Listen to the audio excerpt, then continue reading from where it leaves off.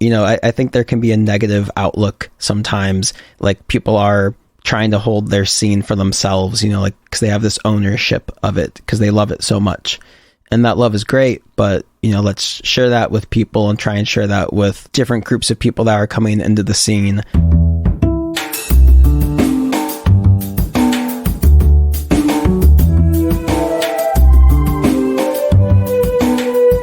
This is Champagne is Also a Band podcast. One songwriter, one song.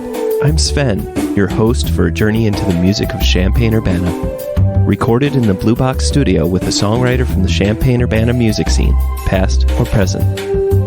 Champagne is Also a Band podcast is proud to be a part of the Champagne Showers Podcast Network.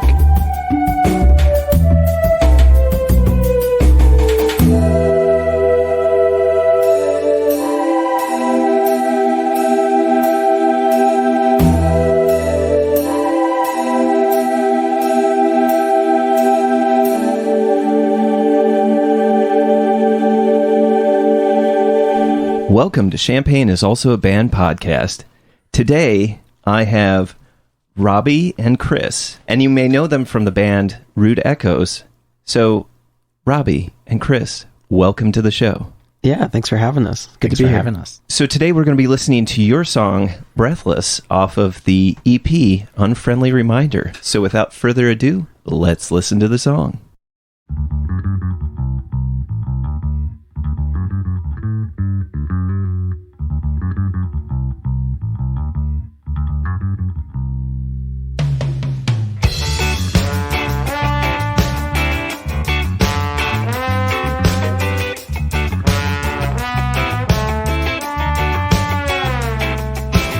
Sunrise introduced me to someone. They would one day change everything.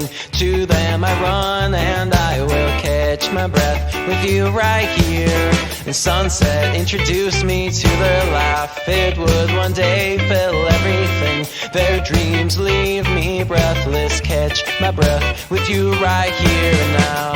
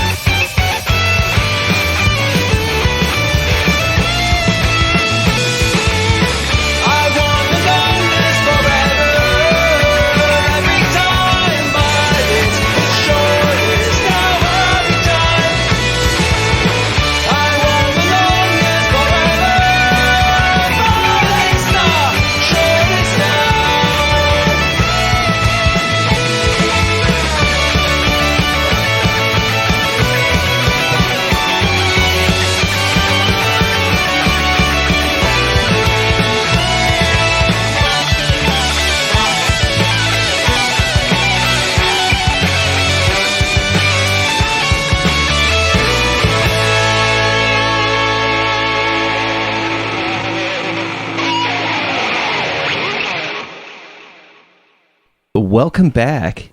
So my first and favorite question to always ask is, what came first? Was it the music or was it the lyrics? I would say it was the idea of the lyrics came first. So I'm the vocalist and the lyricist. I write all of our lyrics and all like the vocal parts and stuff. I had the idea before the song was even in inception. I wanted to have a song that was like a gender fluid love song because there just aren't many out there. And being a non-binary person myself, I wanted, more representation out there. They always say, write what you know. And so when I started writing the lyrics to the song, I just pulled from dates that I've had with my partner, kind of how our relationship started, but wrote about it in a general way for, people to try to connect with it. So it was the idea of the lyrics came first, and then kind of while I was writing the lyrics is when we were writing the music for the song. So I had the idea for a while, and then our bass player, Evan, brought that bass riff that you heard at the very beginning, how the song starts. He brought that to the band, and I was like, oh, well, I have this idea for this like love song, and so like let's do like a reggae love song. Let's start building off of your bass riff. So with ska or reggae in general, there tends to be an overwhelming sense of maybe happiness. It just depends. The overall genre lends itself to excitement and fun, or however you want to. A lot of stuff is written in major keys. It's a lot of like major stuff. A lot of like, the choruses are always like these bombastic, like larger things usually. Yeah, a lot of dancing. Totally. I feel like you kind of already answered this, but I'm putting this question out to both of you, and feel free to answer this. Do you feel like this is a happy or a sad song? I feel like there's a mix of the two, at least from my perspective. I wanted to get kind of your opinions on that, and it doesn't necessarily reflect on relationships, specific relationships, but just in general, because the song takes on a life of itself once it's written and it's out there. So I love that. Yeah. I guess I'm just curious, do you think of it as a happy or a sad song? I don't know. What do you think, Robbie? Do you think it's happy or sad? I have a really unique perspective because this song was already written when I joined the band, but musically it changed a lot once we had a saxophone. We had conversation once I joined the band, like, what should we do with this? We have 3 horns now. Should we make a chorale? It was almost like proposed as a joke from our bassist, Evan. And I was like, yeah, let's do it. I love chamber music. I'm a big fan of chamber music. Chamber music was some of the first musical pieces I ever wrote. So to take that middle part of the song and make it a chorale really did add that level of bittersweet sound that kind of makes it unsure of like, is this happy? Is this sad? So the lyrics, if you look at them, they're very vague. They're very just like, oh, I want this to last forever, but I know that it feels really short because I'm having so much fun. And that is kind of the bittersweet nature of a lot of these great relationships we strive for. We have good friendships, good romantic relationships, and then there's always that feeling in the back of your mind, well, this can't last forever, so I got to really try and make it worth it now. I totally agree 100%. A lot of songs have like a melancholy nature to them in ska where, it might sound happy, but the lyrics are sad, or like the lyrics are sad and it sounds happy. There's good and bad. And I like that is reflected in the song since you have this love story, but as Robbie said, it's not lasting forever. It's always fleeting, both the good and the bad. It's always going to be fleeting. So even if you want the longest forever, it's always going to be the shortest now because time is fleeting. So I would say it's both happy and sad. Bittersweet. I guess maybe stepping outside of just this song, I feel like this is a follow-up question to what I just asked. When you deal with a genre that tends to have a peppy beat, I don't know how to ask in the right way where it's like, how ska can sometimes kind of confine you to a certain... Because it's very... I mean, I know there's a lot of variation, but it does... Nobody doubts that a song is ska, right? Like, like as soon as you hear it, you're like, that's ska. You'd be surprised. There's a lot. It's just kind of funny because within the ska community, there's a couple bands that are continually like, they're ska, they're not ska, they're ska, they're not. I think the question you're getting at is like being confined to, we're playing ska, we are a ska band, and we're really proud of that. We love ska. The thing that I love about ska personally is it is multidimensional, and at the end of the day, what you have is like an upbeat, you know, you have a backbeat with the drums, you have upstrokes with the guitar, and that's pretty much what a lot of time makes ska, like walking bass line.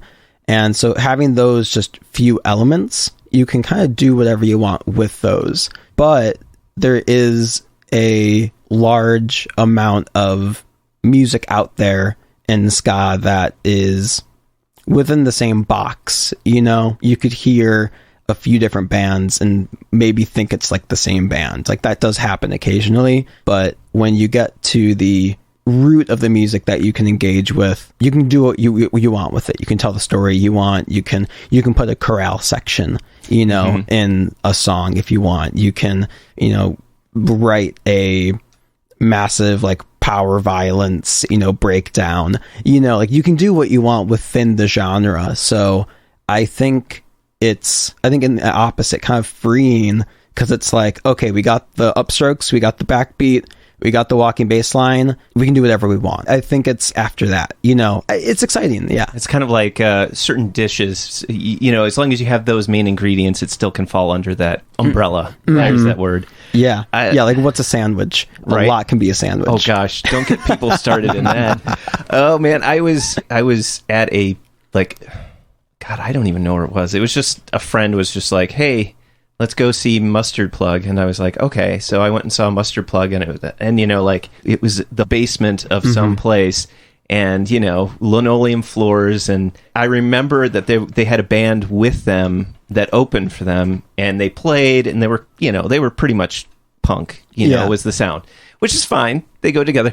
But I remember, I'm going to totally take this out, but I remember they're like, okay, and now we're going to play our one ska song. And I remember like the audience members, like halfway through this, they're like, that's not ska. They're like, that's not ska. I was like, oh my God. Hey, they got a reaction from the crowd, I guess. So, you know, I guess good for them. But that's funny though. But that does go to what Chris was saying about how even now there's that meme within the community of like, you know, a band will come on and they'll say, oh, this is our first hardcore song, but now we're going to play it as ska, or like kind of playing a cover of something, but they've turned the punk dial up a little bit while still maintaining that this is ska. And that's part of the fun of such a intersectional genre. You can really play with the instrumentation. You can play with your own flavor of things, and you'll end up creating even more discourse within the community of like people saying like, oh, here's a secret ska Saturday where there's this TikToker who will just post different bands or different songs you didn't know were ska, because, you know, it's so in the public sphere that they don't even remain bound by their genre anymore. They're just, oh, that's that band over there, or that single. Chris, I'm curious about the beginnings of the lyrics to this song. So I'm making a few assumptions here because... Assume away. Yeah. Please do. I saw this as you use the structure in, I want to say like the verses, the beginning of each of the verses is like a mode within a day.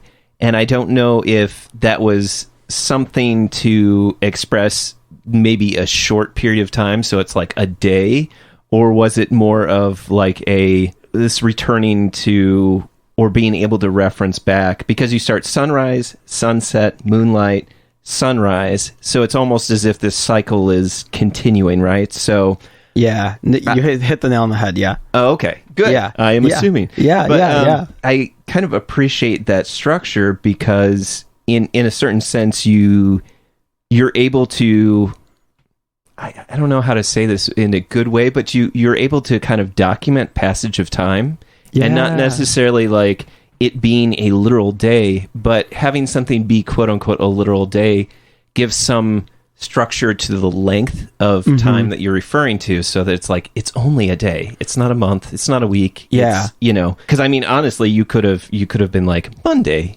Yeah, Tuesday or Wednesday, whatever. You know. Yeah. I'm curious, like, when did that concept come around where you'd be using these times of the day? Well, the times of the day really came about more so as like anecdotes. I love the idea of just getting an anecdote from throughout the day, because I mentioned before that when I started writing the song, I wanted to pull from important times in the beginnings of my relationship, but in a general aspect. When you think back to good memories or good memories with specific people, you think back to memories of that person. Usually it's not so overarching, usually it's like you have like a pinpoint memory. And so I wanted that reflected in the song where it's, like the morning, do this, in the afternoon, we're laughing. So it's like little snapshots of this relationship developing.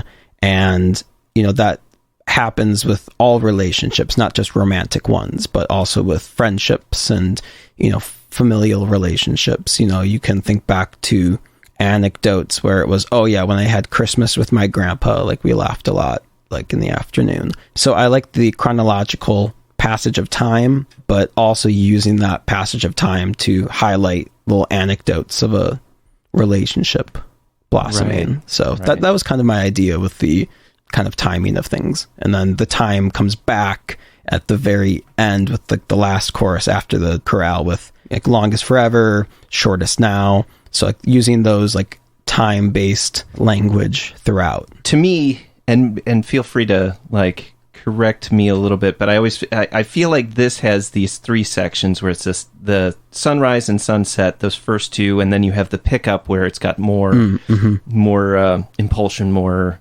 energy. Faster tempo, and then you do kind of the third section is the breakdown of, then it's just back to the slower, but even more than it builds, but it's these three sections. And I thought about with that third section, there's a sense of like slowness, but also urgency. And then I was thinking about when you were saying the longest forever every time, but it's the shortest now every time. I was thinking about how our reflections back, our memories, like we'll remember an entire day in like a second, right? So because our brain can just process the overall like nuance of it and just there you go, boom, that's it. But it's also like there's that forever, but it's also like the shortest, right? So you've got like that snapshot right in your brain, processing that forever now, processing that long. Let's turn to Robbie for a second, because Robbie, you mentioned earlier that there'd be a chorale with the horns, and I'm curious, you're referring to what I'm looking at is like the Pachelbel's canon kind of sound, which and maybe I'll have to return to this because there's in my mind I'm thinking of why that is in there. But so I'm just curious, was that something that was arranged after you came on board, and then like how did that come about? Yeah, so that whole section was developed as a result of me coming on board, because we were able to let the trombone do more than just hold the bass notes. Now we could have this whole little interplay of, like you accurately identified, Pachelbel's canon, and make that our own, and make sure that we had a little light energy to keep going through the song while still playing with that stretching of time and really having these long notes that will lead into one another in kind of a weird blend of time that kind of goes back to that memory theme that we're talking about, where like if you're having these trombone long slides at the beginning, what is that slide in relation to the rest of the song? Is it a way for the trombone to speed up, to slow down? Are they just trying to drag out those sweet moments a little bit longer while they go and glide to the next note?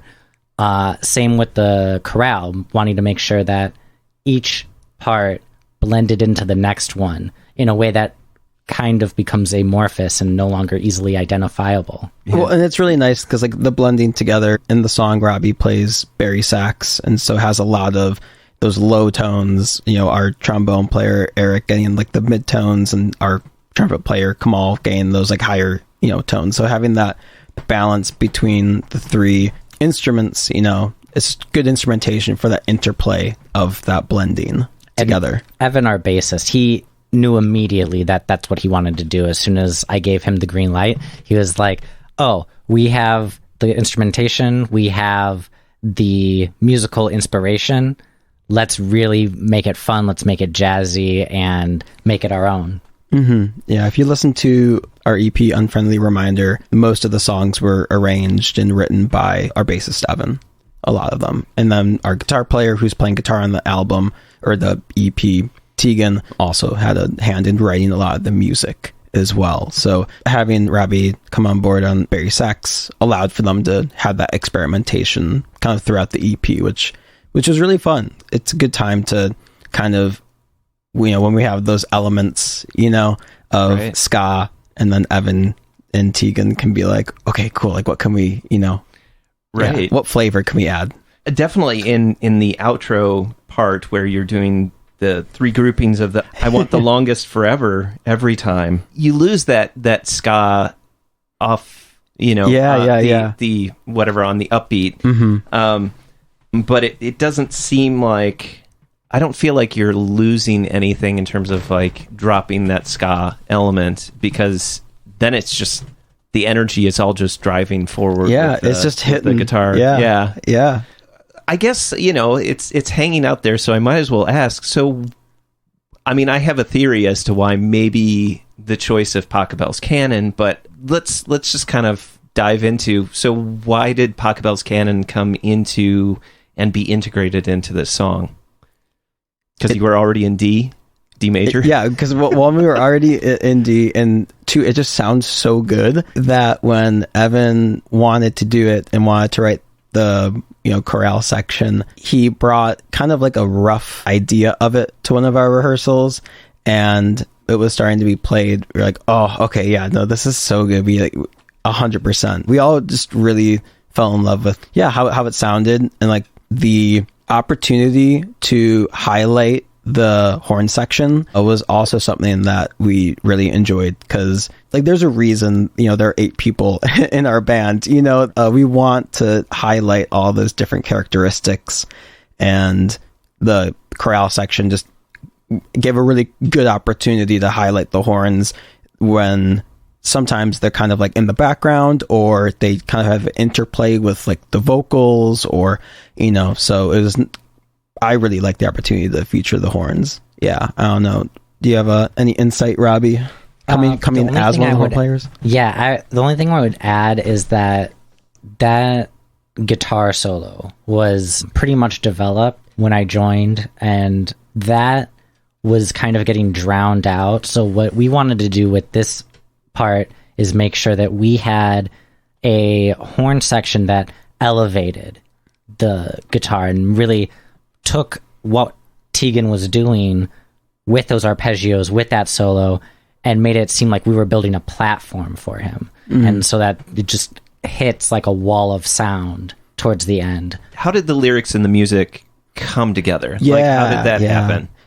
It normally happens almost independently of one another, where I will have the structure for the song, like I'll know what key it's in, and then generally maybe just like the drums, guitar, and bass like on a track, and then I'll just kind of play the song on repeat, and I just sit with the song for a few minutes, just listen to it a few times, and then sketching out the kind of like length of the line I want. Sometimes I want to fit a lot of words in a short amount of time. Sometimes you want to take things a bit more chill. So the lyrics would be written and the vocal melody written at the same time by me, as at the same time Evan is fleshing out the rest of the song, or Tegan's finishing the rest of the song. We're both kind of writing our own stuff at the same time, and then at our weekly rehearsals we'll kind of come together, and week by week I'll shave off a little bit more, polish up a syllable here or there. Almost every band member at some point has given like me notes about maybe some lyrics or like a vocal melody, which I'm always super happy with. And the same goes with the music writing by Tegan and Evan. It really is like a whole cohesive unit, and kind of what Robbie was saying in a slightly different context now, we're all trying to elevate each other and elevate, I'm trying to elevate the music that Tegan and Evan are writing, and they're trying to elevate, the lyrics I'm writing, because we want everything to be heard in, processed as one. Yeah, we had a lot of reiteration, and I'd say to what Chris was talking about, like everyone has their own opinions. We'll always hear it out. It might not always get implemented, but we'll spend a lot of time in our rehearsals trying things differently, seeing what can be toyed with. If we should, add a refrain or a repeat, or having some kind of totally different solo or something. We really pick apart our pieces before getting to the point that we're confident enough to actually record them and say, okay, this is the final version we want to show the world. And I think an important part is that being a fun process. The music we're writing, and the music a lot of musicians write, is personal, and they care about it a lot. And so, trying something new or different sometimes can be kind of jarring, because it's like, wait, I spent so long like working on this. But remembering that it's a fun process and that you're hanging out with friends and you're just playing music, it can be easy to take things very seriously because we care a lot. But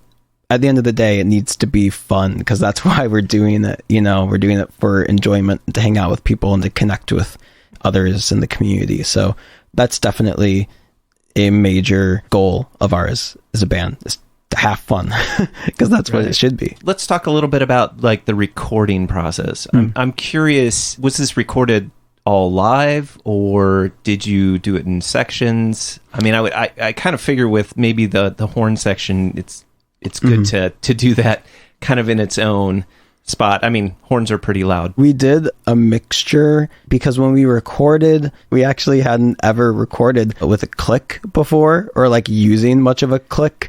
So we ran into an issue with a couple of our songs of, having things, speeding up tempo, slowing down a little bit. And so we started to record a couple songs live with myself as the vocalist and the drummer Tim. So we would have the backing track of Evan and Tegan playing bass and guitar, and that allowed us to not have to be beholden to a click, because that like push and pull that was happening, it happens naturally when you haven't had a long history of being a robot with a click. So since this is our first EP that we recorded, we were okay with taking away the click for a couple songs and implementing it where it was needed for other songs. We'll definitely do things differently next time, but there are some things that we're all also going to do the same, because they went well and we liked that part of the process as well. I think the only benefit of playing live without the click, rather than individually segmenting each part, is kind of what you alluded to with the horns, being able to balance and blend them all together. But the studio we used, Area 41 Music, they're really good at separating all of the different parts within their recording studio. So Chris was in a totally different booth. We were in the same room as the drum, just so that we could lock in with the drum kit and make sure that the horns were set to it. But our keyboardist, he was on tour, so he had to do all of his recordings completely separately to our recordings that had the other 7 people. So, we have to work around with what we got. Like Chris said, we learned a lot. I'm really proud of how we were able to play together and really make that naturalistic vibe reflected within the music. Yeah, letting the music kind of breathe, because we're breathless. Breathless, yeah. So one of the questions I like to ask is, what is your favorite part in the song? And so first, I'll go to Chris. Chris, what's your favorite part of the song? The very beginning.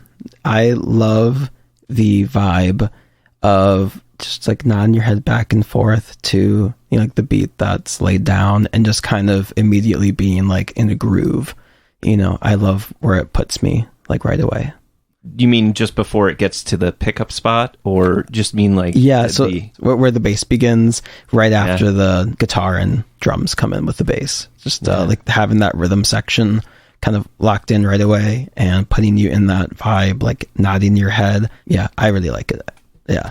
And very much like the beginning of a day, right? Like you don't know where it's going to go, but you like where it's headed. Totally. Awesome. The road you're down is looking good. So, Robbie, what's your favorite part of the song? I'm going to have to copy Chris. I really love that intro, and especially when the trombone comes in with those long glissandos and really stretching out those notes. I loved that when I first saw Rude Echoes live, just as, a friend of a friend's band, not knowing that they, were looking for a saxophonist. And when I heard that trombone with that rhythm in the background, it's exactly what Chris was trying to evoke, that feeling of, hey, things are weird, things are crazy, but you can just nod your head, kind of vibe for a little bit. Everything's going to be fine. Everything's going to be survivable. And then that puts you in the perfect headspace to experience the rest of the song and then the rest of the set. Why did you pick this song as the song you wanted to talk about today? I picked this song because it's the song that made me want to join Rude Echoes. Like I said, I heard that rhythm and that soul in the horn and in the bass. A lot of people are good. There's no shortage of talented people in the different communities I've seen.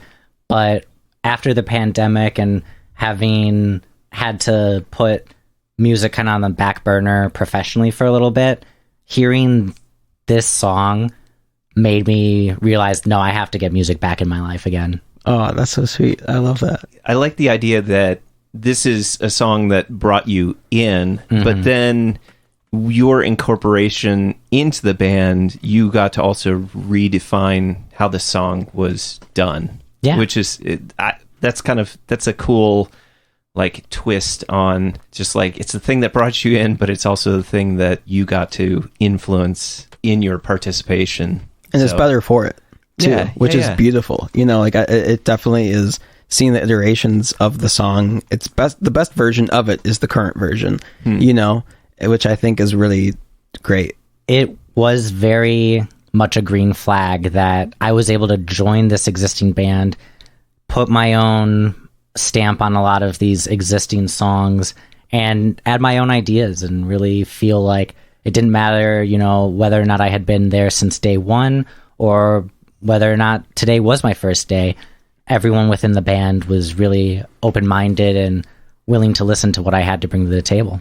Tegan went to go to pursue some other really cool stuff with Tom West and a bunch of other people. So Cody joined on guitar. If you see us live, the Breathless guitar solo will be slightly different because now Cody's putting his own little flavor on it live and, putting his own flavor on some of our other songs. And that's, I think, also a great thing about being in a band with people that want to have fun and spread a good message, is that everyone is there to, lift each other up and be like, if you want to take that, guitar solo, an extra 4 bars, okay, let's go for it. If you want to do that guitar solo and I don't know if we want to do some weird key change, let's go for it. People are open to that. So that's good. Why did you pick this song to be the song you wanted to talk about today? It's a personal song for me. As I mentioned before, there aren't many songs out there with the representation for non-binary or gender fluid folk. And so having a love song about that was important to me. And then that I wanted to make sure that your listeners knew that kind of what Rude Echoes was. There's a movement in ska called New Tone because there's different kind of waves of ska and different periods of ska. The current movement, New Tone, it's just about representation, about fostering that community, making sure that every concert is a safe space and, really trying to push that social justice agenda. For everyone. Champagne is Also a Band podcast is proud to support Jubilee Cafe. Jubilee Cafe is a free weekly meal program at Community United Church of Christ, 805 South 6th Street in Champaign, Illinois. Jubilee Cafe serves a home-cooked meal from 5 to 6:30 each Monday. Their mission is to feed hungry people by cooking healthy, delicious meals and by serving their guests restaurant-style with servers waiting on tables. Jubilee Cafe is open to anyone who cares to eat with them. Because food insecurity among students is so high, they serve students as well as others in and around the Champaign-Urbana community who struggle with hunger. Meals are free to all and will be served each Monday evening, located in the accessible lower level of the building at 6th and Daniel Streets in Champaign. For more information on the meal or how to volunteer, go to the Jubilee Cafe CUCC Facebook page or email them at jubilee.cafe@community-ucc.org. That's jubilee.cafe@community-ucc.org.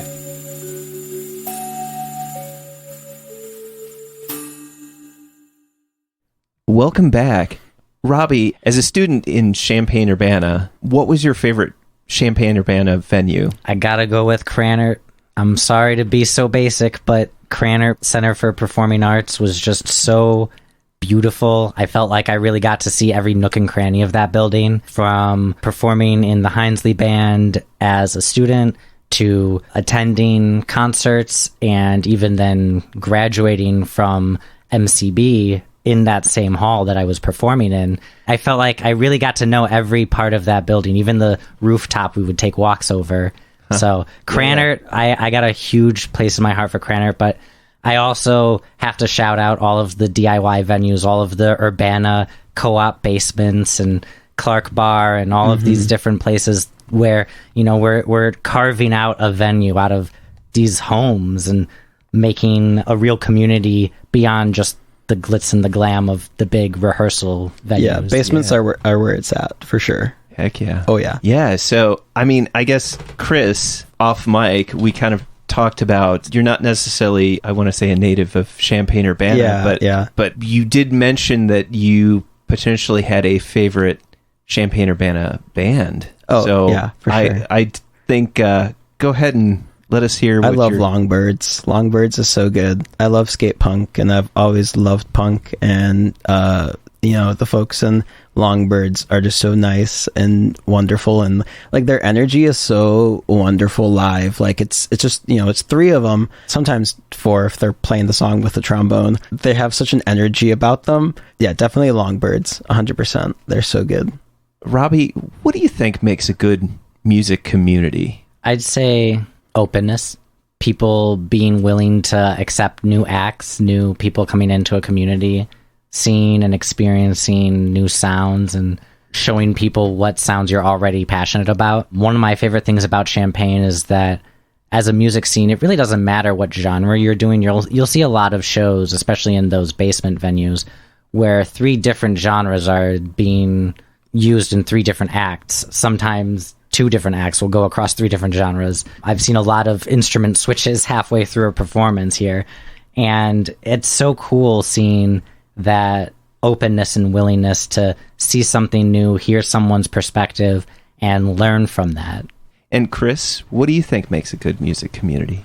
Yeah, similarly to Robbie, I think inclusivity with identities and people, especially having that openness, not only for instrumentation and for genres, but for the people attending those shows. There's sometimes a lot of gatekeepers in genres and in music scenes saying, oh, well, you weren't here for this last show, you should have been, you know, you should have been there. But even if it's an offhanded comment like, oh yeah, you should have been there, man, it was so good, you know, I think there can be a negative outlook sometimes. Like, people are trying to hold their scene for themselves, you know, like, because they have this ownership of it because they love it so much.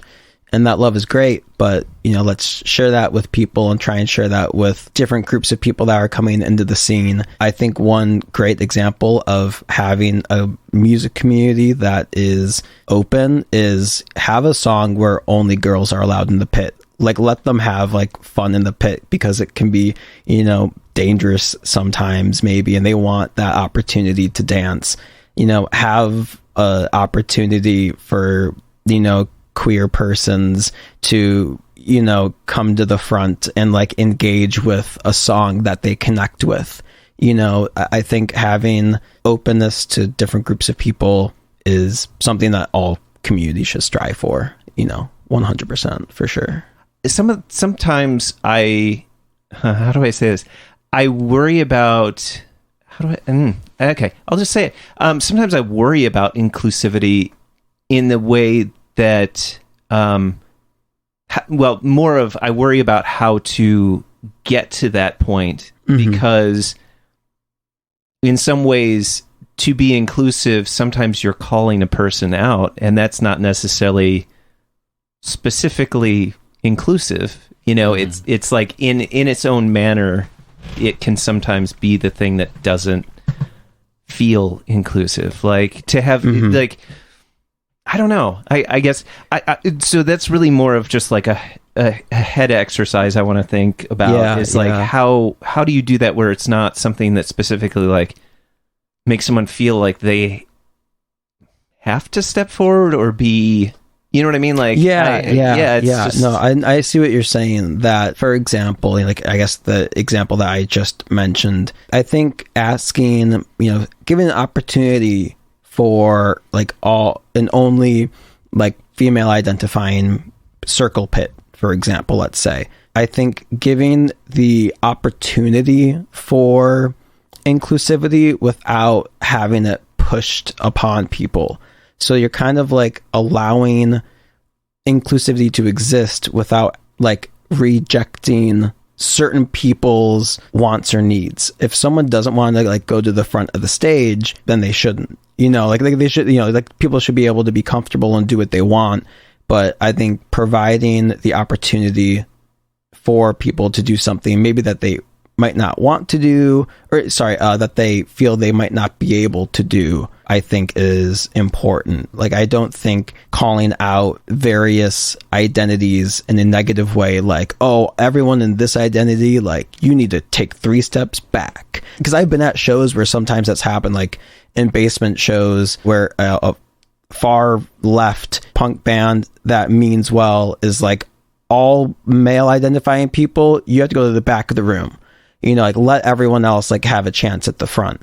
And I think that's the wrong language to use. I think better language is queer identifying people. If you want to come up to the front of the stage, feel free to do so. I think that's a way to, one example of inclusivity that's bad and one that's inclusivity is good. I think it's the way it's your approach with it. Yeah, I think is important. It's like the difference between having barriers taken down or like making space for people who are marginalized versus just rotating who gets marginalized that day. Yeah. I think with all spaces, especially, subgenres and these communities of marginalized people, we always need to make sure that we're approaching these topics with a lens of education rather than, scolding. We don't want to be treating people like this is some kind of pop quiz that you had to study for and like you need to know all the terminology and use it perfectly all the time. And if you ever do anything that's like wrong, unintended or otherwise, you're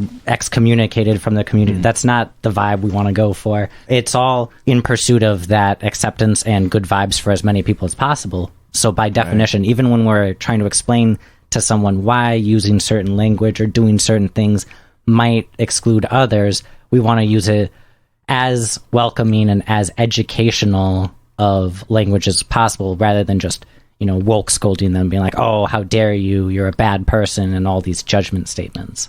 Totally. Gotcha.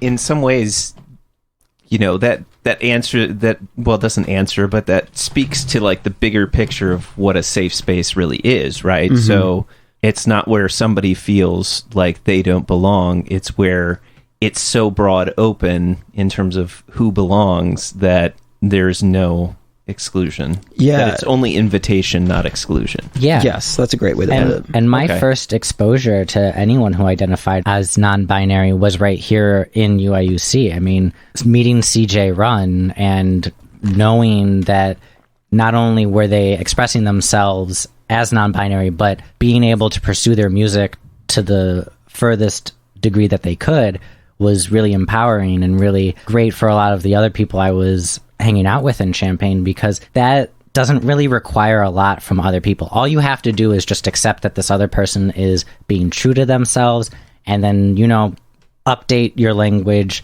as necessary. But CJ was always super chill. They never would like get on someone's case if they misgendered them by accident or anything. It's understandable if they were frustrated by it because it's an everyday thing. All of that, whether it be, within the Champaign community, broader Midwestern communities, I think the more you've had to deal with this kind of marginalization, the more you give people grace when they're not necessarily handling things in the most perfectly educational, like, this is a teaching moment way possible. And CJ Run, episode 17. Everyone has their own path and their own road they're on when it comes to learning how to respect like the largest amount of people and like provide the most space for others. That's why it's also really important to listen to others and like listen to marginalized persons, and I don't know what their experiences are. I'll never know what it's like to be my brother-in-law. He's a black man in Indiana, and I won't know what it's like, but talking to him about his experiences, the things that can give me a modicum of insight, into that. I think a lot of times it's quick to be like a battle in the conversation when topics of identity are brought up. This is my view, that's your view. Let's like throw verbal things at each other and see where everything lands. Having more of an open conversation, a dialogue is important. Yeah, making it more of a dialogue rather than a lecture, or making it a comparison and sharing of experiences rather than, whose oppression level is the highest. And therefore their power level makes them right.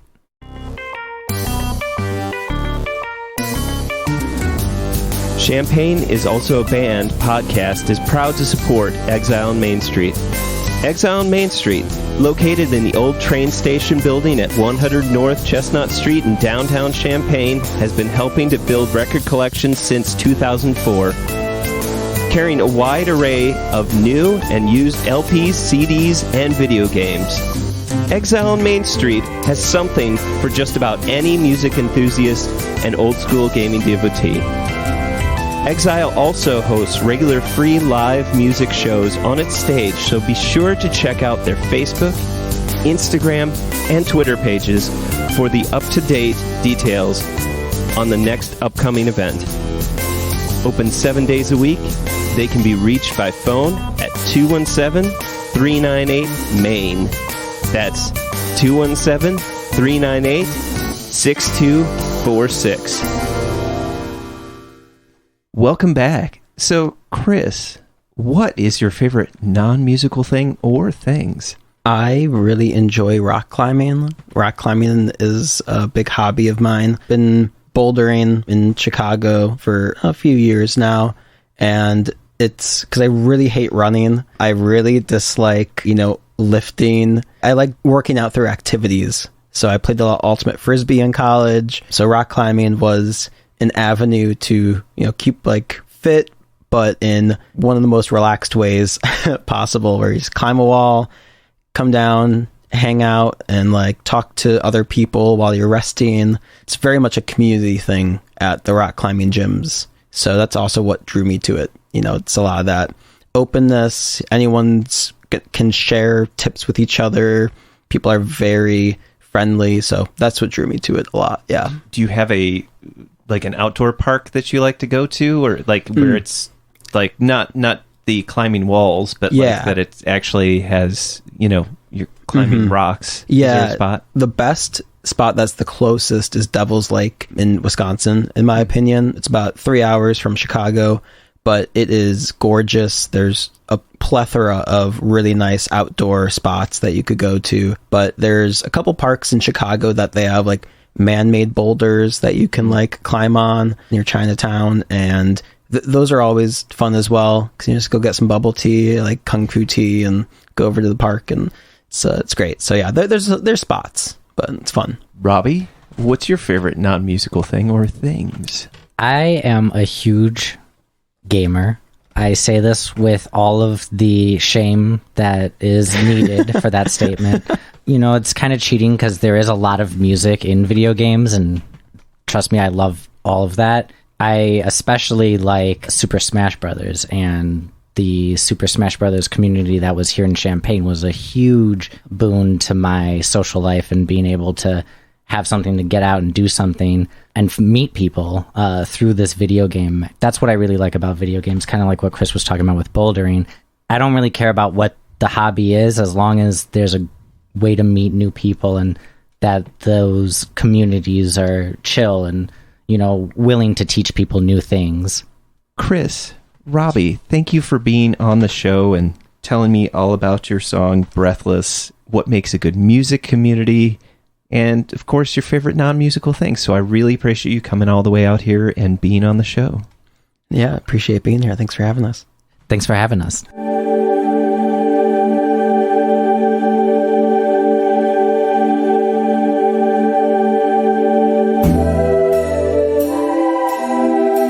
Thank you for listening to Champaign is Also a Band podcast.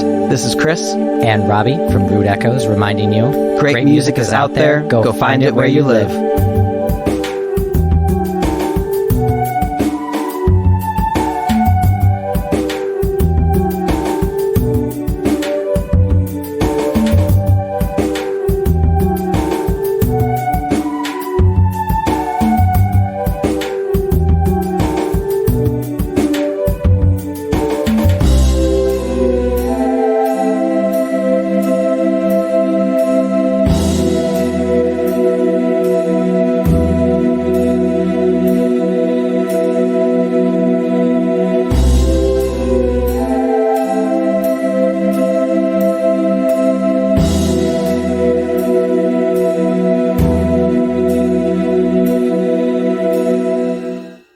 That's a wrap.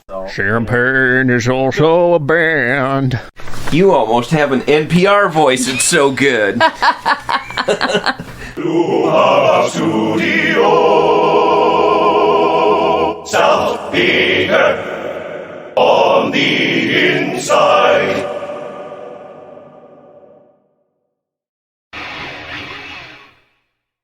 Wow, what a great song.